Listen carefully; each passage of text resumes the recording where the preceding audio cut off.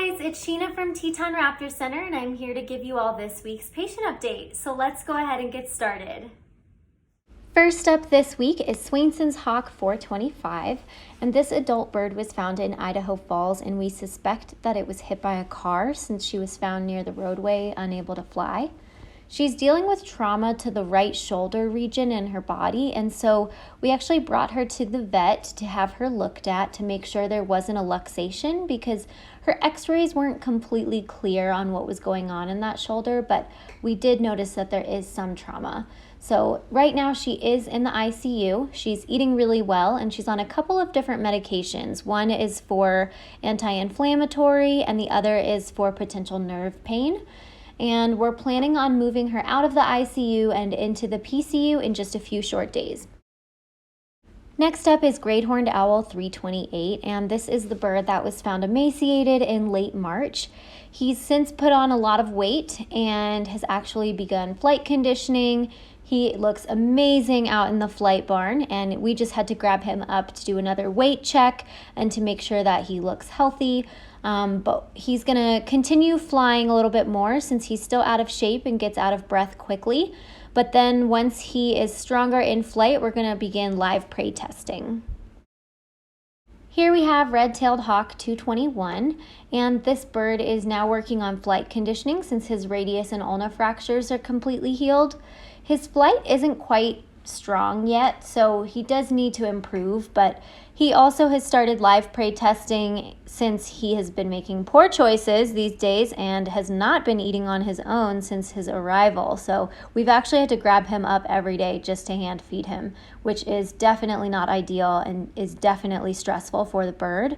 They do not enjoy being hand fed, so it's much easier if they can just eat on their own, but he has not figured that out quite yet, mostly because these birds are hunters, and so unless they're catching live prey, sometimes they just don't make that connection that what we're giving them is food.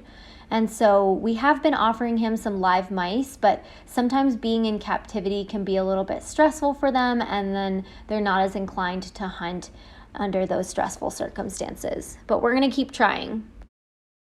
Here we have Red-tailed Hawk 210, and this bird is actually living with Red-tailed Hawk 221 in hopes that this guy here will teach him a thing or two about how to eat in captivity.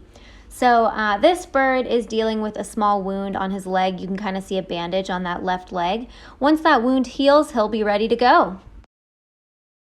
Next up is this bald eagle 210, and this bird is molting in new feathers. Once those feathers come in, we're gonna try and begin flight conditioning again with her.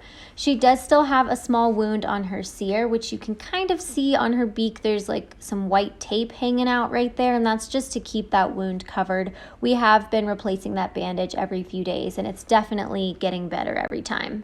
Next up is Golden Eagle 29, and this bird is also working on flight conditioning, but this is the one that we were flying on a creance line out in the field. And due to the avian influenza epidemic, we are actually on a hiatus for flying birds out in the field just so that they don't potentially contract avian influenza. And so he does not get to fly at the moment. When we do have some space in the flight barn, we'll open it up for him. Here's Great Horned Owl 1112, and this bird's doing well, but just really needs to make improvements in his flight before being ready for release. Right now his flight is still lopsided and it's not quite silent, so we've got a ways to go with this one.